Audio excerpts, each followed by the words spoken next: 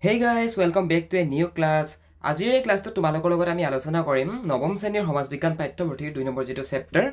ভাৰতীয় জাতীয়তাবাদৰ উন্মেষণ এই পাঠটোৰ তোমালোকৰ পাঠ ভিত্তিক ইম্পৰ্টেন্ট এমসিকিউ অৰ্থাৎ মাল্টিপল চইচ কোৱেশ্চনছ খিনি আৰু লগতে তোমালোকৰ যিখিনি শৰ্ট কোৱেশ্চনছ এক নম্বৰীয়া কোৱেশ্চনছ তোমালোকৰ হাফ ইয়াৰলি নতুবা তোমালোকৰ ইউনিট টেষ্টত আহিব পৰা চান্স আছে গোটেইখিনিৰ উত্তৰ আজিৰ এই ক্লাছটোতে তোমালোকে পাবা অকল উত্তৰবিলাক পাবা বুলিয়ে নহয় তোমালোকক আজি সকলোবিলাক কথা আমি বুজাই দিম যাতে তোমালোকৰ আন্ডাৰষ্টেণ্ডিংটো যাতে টপিকটোৰ ওপৰত আহি যাওক আৰু তোমালোকে যাতে হেতু কাহানি পাহৰি নোযোৱা গতিকে তুমি যদি এজন আলোচনা একাডেমীৰ এজন স্থায়ী ষ্টুডেন্ট হয় তেনহলে ক্লাছটো সম্পূৰ্ণ শেষলৈকে চাবা এই ক্লাছটোত তোমালোকৰ গোটেই কনসেপ্টবিলাক ক্লিয়াৰ হৈ যাব ভাৰতীয় জাতীয়তাবাদৰ উন্মেষণ পাৰ্টিকুলাৰ লেসনটোৰ ওপৰত ওকে এক নম্বৰ কোৱেশ্চনটো হৈছে সম্ৰাট ঔৰংগজেবৰ জন্ম কেতিয়া হৈছিল ইয়াত ঔৰংগজেবৰ জন্মৰ কথা সুধিছে ইয়াৰ শুদ্ধ উত্তৰটো হৈছে 1618 চনত বহুত ষ্টুডেন্টে আমাক কোৱেশ্চন কৰি থাকে দাদা আমি কেনেকৈ যিকোনো এটা তাৰিখ যিকোনো এটা চন বিশেষকৈ হিষ্ট্ৰী পাৰ্টটোৰ পৰা আমি মনত ৰাখিম তাৰ কাৰণে তোমালোকে এটা কাম কৰিবা তোমালোকে ইভেন্ট বিলাক চাবা এতিয়া চোৱা আমি যদি ব্ৰিটিছসকলৰ কথা চাবলৈ যাওঁ ব্ৰিটিছসকলে কিয় ভাৰতবৰ্ষলৈ আহিছিলে কেতিয়া আহিছিলে পোনপ্ৰথমবাৰৰ বাবে ভাৰতবৰ্ষ কোনডোখৰ ঠাইত ভৰি দিছিলে সেই ভৰি দি পিনে কাক লগ কৰিছিলে গম পাইছানে এই ইভেন্ট বিলাক আমি যদি মনত ৰখাওঁ তেতিয়া আমাৰ যিকোনো এটা ইয়েৰ মনত ৰখাবৰ কাৰণে ইজি হয় এটা সম্ৰাট ঔৰংগজেবৰ জন্ম কেতিয়া হৈছিল দেখিলে না 1618 চনত এতিয়া ঔৰংগজেব নতুবা জাহাংগীৰ এই যিসকল মোগল সম্ৰাটসকলৰ কথা যদি আমি চাবলৈ যাওঁ তেনেহ'লে আমি এইটো কথা দেখিম যে কি তোমালোকে আজি যি ব্ৰিটিছৰ কথা পঢ়িছা ব্ৰিটিছসকলে ভাৰতবৰ্ষত কিয় আহিছিলে কিয় বিকজ অফ ট্ৰেড সিহঁতে বিজনেছ কৰিবৰ কাৰণে আহিছিলে আৰু ভাৰতবৰ্ষত সেইটো সময়ত কি আছিলে মোগলৰ ৰাজ আছিলে নহয় জানো আৰু ব্ৰিটিছসকলে ভাৰতবৰ্ষত বেহাৰ বেপাৰ কৰিবৰ কাৰণে কাৰোবাৰ পাৰ্মিশ্যন ল'ব লাগিব যিহেতু মোগলৰ ৰাজ আছিলে নহয় জানো সেই মোগলসকলৰ পৰা পাৰ্মিশ্যন ল'ব লাগিব গতিকে এই কনচেপ্টবিলাক তোমালোকে এটা ইভেন্ট ৱাইজত যদি মনত ৰাখিব চেষ্টা কৰা তোমালোকৰ বুজাত উজু হ'ব ওকে 2 নম্বৰটো মন কৰা পলাচী যুদ্ধৰ সময়ত বংগৰ নবাব কোন আছিল পলাচী যুদ্ধ নিশ্চয় শুনিছা তোমালোকে এই পলাচী যুদ্ধৰ সময়ত বংগৰ নবাব কোন আছিল পলাচী যুদ্ধৰ সময়ত বংগৰ নবাব আছিল নবাব সিৰাজউদ্দৌলা আৰু ইংৰাজীত যদি আমি এই নামবিলাক লিখিব যাওঁ যে সিৰাজউদ্দৌলা দেখিছানে কেনেকৈ লিখা হয় সিৰাজ এনেকৈ দিয়া আকৌ উদ আকৌ দৌল্লাহ এনেকৈ লিখিছোঁ সিৰাজউদ্দৌলা বুজিলা কিন্তু আমি ইংৰাজীত লিখিলে এনেকৈ লিখিম হা ইংলিছ মিডিয়ামৰখিনিৰ কাৰণে লগতে দি দিয়া গৈছে কাৰণে এনেকুৱাকৈ ছাইডতে নামটো লিখি থৈ দিয়া গৈছে কিন্তু অসমীয়াৰ শুদ্ধ নামটো এইটোৱে কিন্তু হা সিৰাজউদ্দৌলা নামটো তোমালোকে চাই লোৱা ওকে নেক্সটটো মন কৰা পলাচী যুদ্ধ কিমান চনত হৈছিল পলাচী যুদ্ধৰ সময়ত ভাৰতৰ নবাব কোন আছিল মোগলৰ নবাব কোন আছিল সিৰাজউদ্দৌলা আছিল আৰু পলাচী যুদ্ধ কিমান চনত হৈছিল পলাচী যুদ্ধ হৈছিল 1757 চনত 1757 চনত হৈছিল পলাচী যুদ্ধ আৰু এটা ইম্পৰ্টেণ্ট কুৱেশ্যন তোমালোকৰ কাৰণে ইয়াত আহি থাকে সেইটো হৈছে যে কি চিপাহী বিদ্ৰোহ কিমান চনত হৈছিল চিপাহী বিদ্ৰোহ হৈছিল তোমালোকৰ 1857 চনত অৰ্থাৎ 1757 কি হৈছিল 1757ত পলাচী যুদ্ধ হৈছিল আৰু 1857ত কি হৈছিল 1857 চনত কি হৈছিল চিপাহী বিদ্ৰোহ হৈছিল গতিকে তোমালোকে 100 বছৰ যিটো গেপ এই গেপটো তোমালোকে মনত ৰখাই থৈ দিবা তেতিয়া তোমালোকৰ চিপাহী বিদ্ৰোহ আৰু পলাচী যুদ্ধৰ মাজৰ যিটো কনচেপ্ট ন যে পলাচী যুদ্ধ কিমান চনত হৈছিল আৰু চিপাহী বিদ্ৰোহ কিমান চনত হৈছিল তোমালোকৰ ক্লাছ 10 লৈকে মনত থাকি যাব মাত্ৰ এটা 100 বছৰৰ গেপ আছে মাজত 1757 তাৰপা 1857 তোমালোকে এই যিটো চন এই যিটো চিষ্টেম এই চিষ্টেমটো মনত ৰখাই থৈ দিবা 1757 তাৰপা 1857 কিন্তু এটা কথাই সদায় মনত ৰাখিবা চিপাহী বিদ্ৰোহৰ আগত হৈছিল কিন্তু পলাচী যুদ্ধ তোমালোকে পলাচী যুদ্ধৰ আগত চিপাহী বিদ্ৰোহ লিখি থৈ নাহিবা তেতিয়া ভুল হ'ব কিন্তু নেক্সট কুৱেশ্যন আনন্দমঠ উপন্যাসৰ ৰচয়িতা কোন আনন্দমঠ উপন্যাসৰ ৰচয়িতা হৈছে বংকিম চন্দ্ৰ চট্টোপাধ্যায় তোমালোকক বহুতকেইটা অপশ্যন দিয়া গৈছিলে নিজে চাই ল'বা এইবিলাক ইয়াৰ শুদ্ধ উত্তৰটো হৈছে বংকিম চন্দ্ৰ চট্টোপাধ্যায় আৰু এই প্ৰশ্নবিলাক ন তোমালোকৰ বহুতে সুধিব পাৰা দাদা এইবিলাক প্ৰশ্ন আপুনি ক'ৰ পৰা আনিছে এই প্ৰশ্নবিলাক একচুৱেলি তোমালোকৰ কিতাপৰ যিবিলাক শৰ্ট কুৱেশ্যনছ উদয় হোৱাৰ সম্ভাৱনা আছে যিবিলাক নেকি তোমালোকৰ এক্সামত 1 মাৰ্কৰ আহিব সেইখিনিহে এইখিনি বুজিলা এক্সট্ৰা ইয়াত একো নাই অলৰাইট কিন্তু আজিকালি কি হৈছে মানে এমচিকিউ টাইপটো আহি গৈছে ন মাল্টিপল চইচ কুৱেশ্যনৰ টাইপটো আহি গৈছে আগতে সিমানটা নাছিলে আগতে 10 নম্বৰীয়া আহিছিলে কিন্তু আজিকালি মেট্ৰিক পৰীক্ষাত 45 মাৰ্কছৰ কৰি পেলালে জাষ্ট ইমেজিন ইয়াৰ তো সেইটো কাৰণে তোমালোকে শৰ্ট কুৱেশ্যনবিলাক ক্লিয়াৰ কৰা আৰু মনত ৰাখিবৰ কাৰণে আমাৰ ইজি হয় মানে যদি আমাৰ এমচিকিউ টাইপত আহি যায় নহয় জানো গতিকে ভাল ধৰণে যদি তোমালোকে ক্লাছ 9ৰ পৰা পঢ়া শুনা কৰি থাকা ক্লাছ 10ত তোমালোকৰ ছ'চিয়েল চায়েন্স ছাবজেক্টটো তোমালোকৰ চকু মুদি লেটাৰ আহি যাব কিন্তু তোমালোকে পঢ়িব লাগিব এনেকুৱা নহয় যে কি তুমি চকুটো মুদি থাকিলে লেটাৰ আহি গ'ল সেনেকুৱা নহয় তোমালোকে হাৰ্ড ৱৰ্ক কৰিব লাগিব ষ্টাডি কৰিব লাগিব কিন্তু এনেকুৱা ষ্টাডি কৰিলে নহয় যে কি অকল তুমি এক্সামৰ কাৰণে পঢ়িবা এনেকুৱা ষ্টাডি কৰিব লাগিব যিটো ষ্টাডিয়ে নেকি তোমালোকৰ ব্যক্তিত্বটো গঢ় দিব গম পাইছা সাৰে জাহাঁ সে আচ্ছা হিন্দুস্তান হামাৰা নিশ্চয় গানটো শুনিছা এই গানটোৰ ৰচয়িতা কোন এই গানটো কোনে লিখিছিলে এই গানটো লিখিছিলে মহম্মদ ইকবালে ওকে বহুতে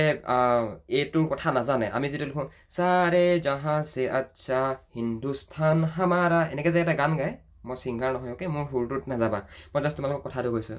এই যেটো গান এই গানটো লিখিছিলে মহম্মদ ইকবালে ওকে তোমালোকৰ যদি পৰীক্ষাত আহে ন যে সাৰে জাহাঁ সে আচ্ছা হিন্দুস্তান হামাৰা এই গানটোৰ ৰচয়িতা কোন যদি 1 মাৰ্কৰ আহে তেনেহ'লে ডাইৰেক্ট মহম্মদ ইকবাল বুলি লিখিবা ডাইৰেক্ট ইকবাল বুলি লিখি নিদিবা মানে মহম্মদ ইকবাল বুলি লিখিবা যে সাৰে জাহাঁ সে আচ্ছা গীতটোৰ ৰচয়িতা হ'ল মহম্মদ ইকবাল বুজিলা ডাইৰেক্ট ইকবাল বুলি লিখি নিদিবা মানে সম্পূৰ্ণ নামটো লিখাটো আমাৰ কাৰণে দৰকাৰী ন গতিকে সম্পূৰ্ণ নামটো লিখিবা ভাৰতবৰ্ষত কোন চনত প্ৰথমবাৰৰ বাবে ৰেল যাতায়াতৰ সূচনা হৈছিল আৰু সেই ৰেল কোনে আনিছিল ৰেল আনিছিল ব্ৰিটিছসকলে ব্ৰিটিছসকলে ভাৰতবৰ্ষত প্ৰথম ৰেল সেৱা ইন্ট্ৰডিউচ কৰাইছিল 1853 1853 চনত আৰু এইডোখৰতে এটা কুৱেশ্যন উদয় হয় আৰু সেই কুৱেশ্যনটো হৈছে যে কি ভাৰতবৰ্ষত প্ৰথম ৰেল ক'ৰ পৰা ক'লৈ চলিছিল one of the most important question হয় ভাৰতবৰ্ষত প্ৰথমবাৰৰ বাবে ৰেল ক'ৰ পৰা চলিছিল ইয়াত দেখিছানে লিখা আছে বম্বে এণ্ড থানে অৰ্থাৎ মুম্বাইৰ পৰা থানেৰ মাজত ভাৰতবৰ্ষত প্ৰথমবাৰৰ বাবে 1853 চনত ৰেল সেৱা আগবঢ়োৱা গৈছিল নতুবা ৰেল যাতায়াতৰ আৰম্ভ কৰা গৈছিল এই তাৰিখটো 1853 তোমালোকৰ MCQ আহিব পৰীক্ষাত আৰু ক'ৰ পৰা ক'লৈ বম্বেৰ পৰা থানেৰ মাজত হৈছিল নহয় জানো এই তাৰিখটো আৰু তোমালোকে ক'ৰ পৰা ক'লৈ এই স্থানটো তোমালোকে মনত ৰখাই থৈ দিয়া তোমালোকৰ সুবিধাৰ অৰ্থে আমি ইয়াত দেখাই দিছোঁ মন কৰা যে ভাৰতবৰ্ষত অথবা ভাৰতৰ প্ৰথমখন ৰেল কোন ঠাইৰ পৰা কোন ঠাইলৈ চলিছিল মানে কোন ঠাইৰ পৰা কোন ঠাইলৈ চলিছিল মানে ক'লৈ পৰা ক'লৈ চলিছিল এই শুদ্ধ উত্তৰটো হৈছে দেখিছানে বাৰু ঘ নম্বৰটো মুম্বাই আৰু থানে বৰ্তমান বম্বে বুলি কয় কিন্তু আগতে বম্বে আছিলে এতিয়া মুম্বাই হ'ল সৰি বা নৱম শ্ৰেণীত পঢ়ি আছা আৰু যদি তোমালোকে এক্সামৰ কাৰণে প্ৰিপাৰেশ্যন চলাই আছা তেনেহ'লে তোমালোকে আমাৰ ফালৰ পৰা যদি অনলাইন টিউশ্যন কৰিব বিচৰা টিউশ্যন ল'ব বিচৰা তেনেহ'লে ল'ব পাৰিবা তাৰ কাৰণে তোমালোকে এই যদি হোৱাটছএপ নাম্বাৰ দেখিছা এই হোৱাটছএপ নাম্বাৰটোত এটা মেছেজ কৰিব পাৰা নতুবা আমালৈ ডাইৰেক্ট ফোন কৰিব পাৰা আমি তোমালোকক আমাৰ একাডেমিত এডমিশ্যনটো কৰাই দিম আৰু তোমালোকে আমাৰ থ্ৰুৱেদি যদি পঢ়া তোমালোকক আমি সকলোখিনি বস্তু গাইড কৰি দিম প্ৰশ্ন উত্তৰ কেনেকৈ লিখিব লাগিব তোমালোকে প্ৰশ্ন উত্তৰবিলাকৰ ফৰ্মেটটো কেনেকুৱা কৰিব লাগিব কোনবিলাক প্ৰশ্ন কমন পৰিব সকলোখিনি কথা তোমালোকক আমি শিকাই দিম গতিকে তোমালোকে যদি মেট্ৰিক পৰীক্ষা নতুবা ক্লাছ 9ত পঢ়ি আছা যদি আমাৰ থ্ৰুৱেদি পঢ়িব বিচৰা তেনেহ'লে আমাৰ লগত যোগাযোগ কৰিব পাৰা আমি তোমালোকক সম্পূৰ্ণ সহায় কৰিব পাৰিম ওকে ইয়াতে দেখিছা ধুনীয়াকৈ লিখি থৈ দিয়া গৈছে ইংৰাজীটো লিখা আছে অসমীয়াটো লিখা হৈছে তোমালোকৰ যিখিনি তোমালোকে চাব বিচৰা চাই ল'বা ইংলিছ মিডিয়ামৰ হ'লে ইংলিছ মিডিয়ামৰখিনিয়ে চাই ল'বা আছামিছ মিডিয়ামৰ হ'লে আছামিছৰখিনিয়ে চাই ল'বা আৰু এটা কথা জানানে এই প্ৰশ্নবিলাক যে নট অনলি তোমালোকৰ 9 আৰু 10ৰ এক্সাম তোমালোকে যদি UPSC APSC হা তোমালোকে যদি চিভিল ছাৰ্ভিচত যাম বুলি ভাবি আছা IPS IAS নতুবা DC নতুবা টেক্স কালেক্টৰ এইবিলাক যদি তুমি হ'ম ভাবি আছা ন সেই এক্সামবিলাকত তোমালোকৰ এই কনচেপ্টবিলাক কমন পৰে এনেকুৱা নহয় যে কি 9 আৰু 10তে কমন পৰে বুলি তোমালোকে এতিয়া কিহত পঢ়ি আছা জানা তোমালোকে পঢ়ি আছা NCERT ষ্টুডেণ্ট হয় আৰু UPSCত ন তুমি যদি 8ৰ পৰা তুমি ক্লাছ 12লৈকে NCERT গোটেইখিনি বুকছ যদি পঢ়ি দিয়া তোমাৰ UPSCৰ কাৰণে তোমাৰ গোটেই চিলেবাছে সম্পূৰ্ণ হৈ যোৱা নিচিনা হয় গম পালা নাই গতিকে এইখিনি কথা এনেকুৱা নহয় যে কি অকল এক্সামত পাছ কৰিবৰ কাৰণে চাম গোটেই বস্তুখিনি মানে হৃদয়ঙ্গম কৰিবৰ কাৰণে মনত ৰখাবৰ কাৰণে চেষ্টা কৰিবা ওকে আমি আগতে পালোঁ 1853ত কি হৈছিলে ভাৰতবৰ্ষত পোনপ্ৰথমবাৰৰ বাবে ৰেল সেৱা আৰম্ভ হৈছিলে বম্বে আৰু থানেৰ মাজত এতিয়া প্ৰশ্নটো হৈছে যে কি অসমত কোন চনত প্ৰথমবাৰৰ বাবে ৰেল সেৱা আৰম্ভ কৰা হৈছিল হা ইয়াৰ শুদ্ধ উত্তৰটো কিমান হ'ব 1882 1882 চনত ভাৰতৰ অসমত পোনপ্ৰথমবাৰৰ বাবে ৰেল সেৱা আৰম্ভ কৰা গৈছিল the first train service in Assam started in 1882 ইংৰাজী লিখা আছে দেখিছা তো তোমালোকে এই প্ৰশ্ন উত্তৰটো লিখি ল'বা এইটো মানে তোমালোকৰ কাৰণে ইম্পৰ্টেণ্ট হয় আৰু আই ডোণ্ট থিংক কি তোমালোকৰ মনত ৰখাবলৈ কিবা টান হ'ব বুলি বিকজ চোৱা মই সঁচা কথা যদি তোমালোকক ক'বলৈ যাওঁ মই তোমালোকক পঢ়াই আছোঁ নহয় এতিয়া এনেকুৱা হৈছে মানে মোৰ ক্লাছ 8ৰ পৰা হাই ছেকেণ্ডেৰী ছেকেণ্ড ইয়েৰলৈকে গোটেই কিতাপখিনি মানে মই মনত ৰখা নিচিনা হৈ থাকিলে কেলে এনেকুৱা হৈছে জানানে কিয়নো আমি সদায় পঢ়ি থাকোঁ তোমালোকক পঢ়াবৰ কাৰণে নিজেও ষ্টাডি কৰিবলগীয়া হয় পঢ়িবলগীয়া হয় গতিকে মই তোমালোকতকৈ ডাঙৰ হয় 3 বছৰ 4 বছৰমান ডাঙৰ আৰু মোতকৈ তোমালোকৰ ব্ৰেইনটো এমটি হৈ আছে খালী হৈ আছে গতিকে তোমালোকে মোতকৈ আমাতকৈ অধিক সোনকালে যিকোনো এটা কথা শিকিব পাৰিবা গতিকে যিমান পাৰা সিমান হাৰ্ড ৱৰ্ক কৰা পঢ়া কনচেপ্টবিলাক ক্লিয়াৰ কৰা জাষ্ট প্ৰশ্ন উত্তৰটোত নাযাবা বস্তুটোত কি কৈছে সেইটো বুজিবলৈ চেষ্টা কৰা অল ৰাইট গাইজ নেক্সটটো মন কৰা ভাৰতত জাতীয় জাগৰণ কঢ়িয়াই অনা প্ৰথমগৰাকী ব্যক্তিৰ নাম কি এনেকুৱা ধৰণে তোমালোকৰ পৰীক্ষাত প্ৰশ্নটো আহিব ইয়াৰ শুদ্ধ উত্তৰটো হৈছে ৰাজা ৰামমোহন ৰায় গ নম্বৰ যিটো অপশ্যন এই অপশ্যনটো তোমালোকৰ শুদ্ধ অপশ্যন হয় এতিয়া জাতীয়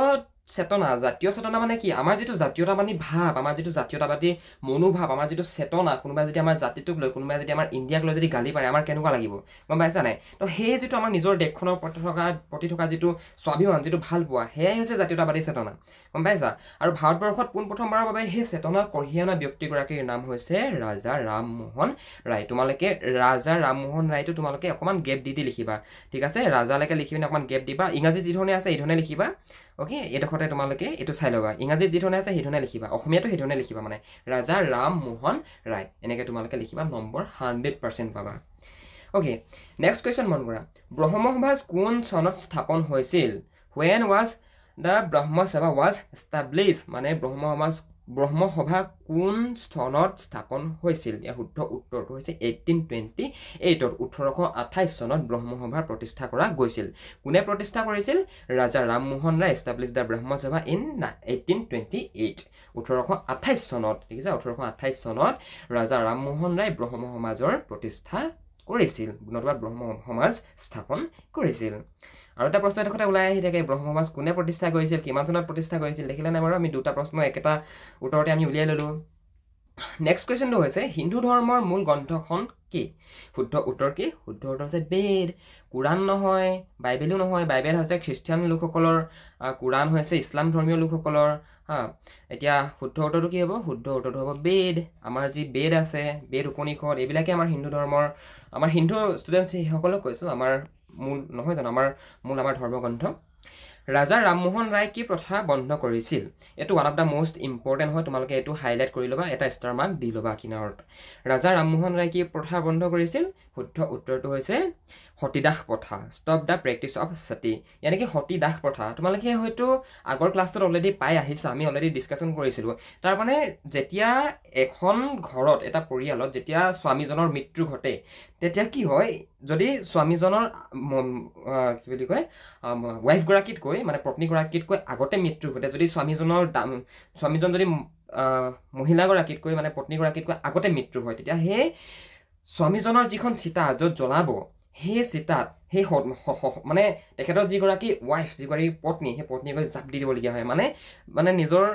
হাজবেণ্ডৰ লগতে নিজেও জ্বলি যাবলগীয়া হয় তো সেইটোৱেই আছিল মানে সতীদাহ প্ৰথা কিন্তু Raja Rammohan Roy he was one of the most educated person মানে সেই সময়ৰ কথা কোৱা গৈছে তেতিয়া তেখেতে কি কৰিছিলে তেখেতে এই যিটো প্ৰথা ন যে যদি স্বামীজনৰ মৃত্যু হয় তেতিয়া সেই স্বামীৰ যিখন চিতা সেই চিতাখনত পত্নীগৰাকীক জপিয়াই দিব লাগিব পত্নীগৰাকীৰ লগতে মৃত্যুবৰণ কৰিব লাগিব এই প্ৰথাটো তেখেতে অপ'জ কৰিছিলে এই প্ৰথাটো তেখেতে বন্ধ কৰিছিলে আণ্ডাৰষ্টেণ্ড অ'কে এতিয়া বুজি পালা সতীদাহ প্ৰথা মানে কি অ'কে নেক্সটটো মন কৰা কলিকতাত কোন চনত হিন্দু কলেজ স্থাপন হৈছিল নতুবা প্ৰতিষ্ঠা কৰা হৈছিল ইয়াৰ উত্তৰটো হৈছে 1817 চনৰ 20 জানুৱাৰী অ'কে কলিকতাত 1817 চনৰ 20 জানুৱাৰী তাৰিখে হিন্দু কলেজ পিছত গৈ হিন্দু কলেজৰ নাম কি হৈ গৈ প্ৰেচিডেঞ্চি কলেজ হৈ গৈ ৰাইট সেই হিন্দু কলেজ নতুবা প্ৰেচিডেঞ্চি কলেজৰ স্থাপন কৰা হৈছিল একেবাৰে ইজি হয় ভাইটি ভণ্টিসকল জাষ্ট তোমালোকে আমি আগতে যিখিনি তোমালোকক ক্লাছ কৰিলোঁ আমাৰ যিটো কোৰ্চত তোমালোকৰ অলৰেডি যিখিনি ক্লাছ কৰিলোঁ সেই ক্লাছখিনি তোমালোকে ভালধৰণে চোৱা যিসকল ষ্টুডেণ্টে স্কুলত বুজি নোপোৱা ট্ৰাষ্ট মি তোমালোকে যদি আমাৰ ক্লাছবিলাক নিতো চাই থাকা দৈনন্দিন চাই থাকা তোমালোকে যদি আমাৰ লগত যোগ হৈ আছা অলৰেডি আলোচনা একাডেমি যদি তুমি ষ্টুডেণ্ট হয় তোমালোকৰ ঘৰতে বহি গোটেই কনচেপ্ট ক্লিয়াৰ হৈ যাব তোমালোকে ক্লাছ 10ত অনুভৱ কৰিবা যে কি পলাশদাই কি কথা কৈছিলে অ'কে আৰ্য সমাজ কোনে প্ৰতিষ্ঠা কৰিছিল জানোৱেই আৰু আৰ্য সমাজ কোনে প্ৰতিষ্ঠা কৰিছিল আৰ্য সমাজ প্ৰতিষ্ঠা কৰিছিল দয়ানন্দ সৰস্বতী 16 নম্বৰটো মন কৰা ৰামকৃষ্ণ পৰমহংসই ড্ৰেছ মিছন গঢ়ি তুলিছিল মানে ৰামকৃষ্ণ পৰমহংসই কি মিছন গঢ়ি তুলিছিল সেইটোৱে সুধিছে আমাক ইয়াত what mission was inspired by the Ramakrishnan Paramahamsa ইয়াৰ শুদ্ধ উত্তৰটো হৈছে ৰামকৃষ্ণ পৰমহংসই গঢ়ি তুলিছিল ৰামকৃষ্ণ মিছন খুবেই চিম্পল হয় তোমালোকে কাম এটা কৰিবা এই প্ৰশ্নটো যদি পৰীক্ষাত আহি যায় কি কৰিবা ৰামকৃষ্ণ নামটো আগলৈ লৈ আনিবা তাৰপিছত তোমালোকে মিছনটো লগাই দিবা শুদ্ধ উত্তৰ হৈ গ'ল দেখিছানে বাৰু কিমান চিম্পল হয় ৰামকৃষ্ণ পৰমহংসই কি কৰিছিল ৰামসিংহ পৰমকৃষ্ণই ৰামকৃষ্ণ মিছনৰ আৰম্ভ কৰিছিল ভাৰতীয় জাতীয় কংগ্ৰেছৰ প্ৰথম মহিলা সভানেত্ৰী কোন আছিল one of the most important question হয় পৰীক্ষাত এইটো 100% আহিবই গাইজ তোমালোকৰ ইউনিট টেষ্টতো আহিব তোমালোকৰ হাফ ইয়াৰলিটো আহিব তোমালোকৰ এনুৱেলিটো আহিব ভাৰতীয় জাতীয় কংগ্ৰেছৰ প্ৰথমগৰাকী মহিলা সভানেত্ৰীৰ নাম কি আছিল Who was the first female president of the Indian National Congress? যাক আমি চমুকৈ INC বুলি কওঁ। ইয়াৰ উত্তৰটো হৈছে এনি বেচান্তে। বহুতে লিখি থৈ আহে প্ৰিয়ংকা গান্ধী, সোনিয়া গান্ধী, কিন্তু নহয়, প্ৰিয়ংকা গান্ধীও নহয়, সোনিয়া গান্ধীও নহয়। ইয়াত ফাৰ্ষ্ট ফিমেল প্ৰেচিডেণ্ট বুলি দিছে, প্ৰথমগৰাকী মানে মহিলা সভানেত্ৰী। ইয়াৰ উত্তৰটো কি হ'ব? Any Besant. এনি বেচান্ত আছিল ভাৰতীয় জাতীয় কংগ্ৰেছ INCৰ ফাৰ্ষ্ট ৱমেন প্ৰেচিডেণ্ট, বুজিলা? নতুবা ফিমেল প্ৰেচিডেণ্ট আৰু একেটাই হয়।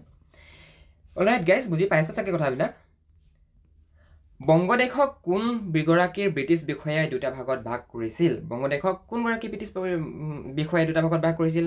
উত্তৰটো আমি জানোৱেই, আৰু সেই ব্যক্তিজনৰ নাম হৈছে লৰ্ড কাৰ্জন। লৰ্ড কাৰ্জনৰ সম্পূৰ্ণ নাম হৈছে লৰ্ড নেথানিয়েল কাৰ্জন। আৰু এই প্ৰশ্নটো তোমালোকৰ HSLCৰ লাগে ইম্পৰ্টেণ্ট হয়। তোমালোকে ভাবিছা নেকি যে ক্লাছ 10ত নপঢ়ি ডাইৰেক্ট মেট্ৰিকতে পঢ়িম ছ'চিয়েল চায়েন্স, নতুবা তোমালোকে যিখিনি ছাবজেক্ট পঢ়ি আছা আৰু সেনেকুৱাকৈ যদি ভাবি আছা ন, তোমালোকে ক্লাছ 10ত বিৰাট প্ৰব্লেম ফেচ কৰিবা। যিসকল ষ্টুডেণ্টে ভাল মাৰ্কছ আনিম ভাবিছা, ডিষ্টিংশ্যন তোমালোকে ষ্টেণ্ড কৰিম বুলি ভাবি আছা, তেওঁলোকক উদ্দেশ্যি কৈছোঁ,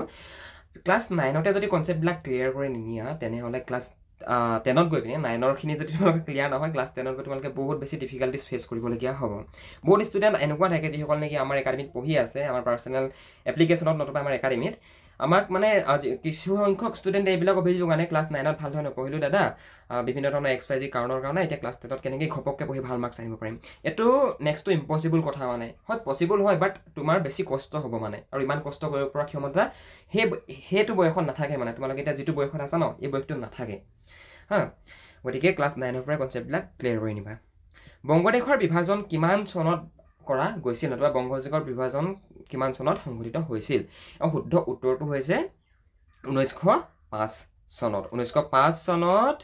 লৰ্ড নেথানিয়েল কাৰ্জনে বংগক বিভাজন কৰিছিল, বুজিছা? নেক্সট কুৱেশ্যনটো ডিছকাশ্যন নকৰা আগতে ভাইটি ভণ্টিসকল, তোমালোকে যদি অনলাইন টিউশ্যন বিচাৰি আছা, তোমালোকে যদি মেট্ৰিক পৰীক্ষাৰ কাৰণে প্ৰিপেৰেশ্যন কৰি আছা, যদি তোমালোকৰ ইংৰাজী, অসমীয়া, সমাজ বিজ্ঞান, বিজ্ঞান এই ছাবজেক্টবিলাকৰ যদি কোনোবা এটা ছাবজেক্টত তুমি দুৰ্বল হৈ আছা, তেনেহ'লে তোমালোকে আমাৰ ফালৰ পৰা অনলাইন টিউশ্যন ল'ব পাৰিবা। তোমালোকৰ কাৰণে আমি ক্লাছবিলাক গুগল মিট আৰু আমি আমাৰ এপ্লিকেশ্যনৰ থ্ৰুৱেদি কণ্ডাক্ট কৰাওঁ, য'ত তোমালোকক আমি 24/7 লাইভ ছাপৰ্ট প্ৰদান কৰোঁ। গতিকে তুমিও যদি আমাৰ থ্ৰুৱেদি পঢ়িম ভাবিছা, তেনেহ'লে এই যিটো হোৱাটছএপ নাম্বাৰ দেখিছা, এই হোৱাটছএপ নাম্বাৰটোত আমালৈ ফোন কৰা, নতুবা ডেছক্ৰিপশ্যনত এখন ফৰ্ম আছে, ফৰ্মখন ফিল আপ কৰি তোমালোকে দি দিয়া, আমাৰ টিমে তোমালোকক কণ্টেক্ট কৰি ল'ব। অলৰাইট গাইজ, নেক্সটটো মন কৰা।